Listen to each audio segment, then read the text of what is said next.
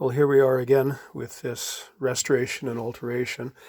It's been a couple of days since my last post. I had a couple of delays. I, of course, went back to work at my day job, got my COVID vaccination day before yesterday, and as predicted, I was basically useless for 36 hours after that, but woke up this morning feeling 100%. Let's get back to it. So what I'm doing now is I'm setting the A-line on the front apron. And as you can see, I've sewn in the canvas on the front apron. I've yet to cut it back to its finished length. I'll show that later. But I've pinned up the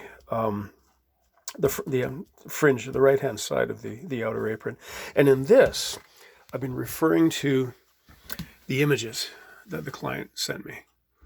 So I'd asked, because even if a customer is able to visit the shop, I will now take pictures, front, rear, each side, just to remind myself of their physique. And what we're particularly looking for is the degree of, well, looking for the posture, but also looking for the degree of musculature in the legs and such like that. So, an athletic figure, not grossly, what I would call grossly overdeveloped, but as we can see, and also, this is good, he sent me a picture of him wearing his kilt, so I can see how his existing kilt hangs, and we see a rather pronounced A-line on that kilt. So now if this customer was within reasonable traveling distance, I might ask him to come in and fit the kilt to him so that I could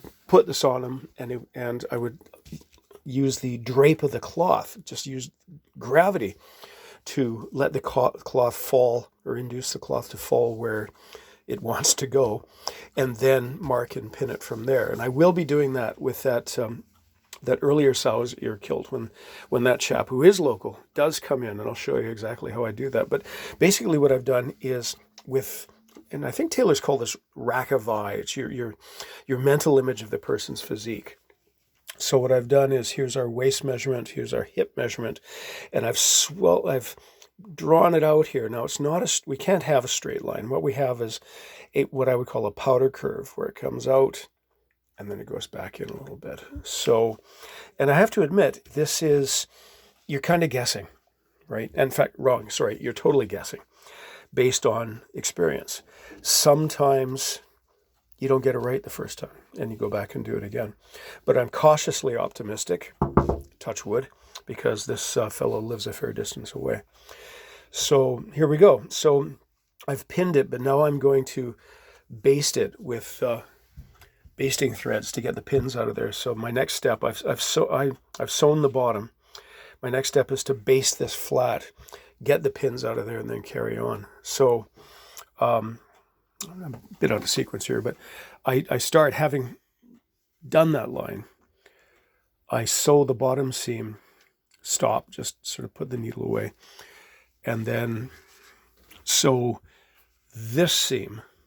The reason why I sew this seam first is, when you're hand sewing, the cloth can move its relationship, one piece can move its relationship to the other. They shift, right? So by having this anchored in place with this first seam, it helps to prevent that. So first seam, second seam, and then when that's done, I will do a blind stitch back and forth up to the top there.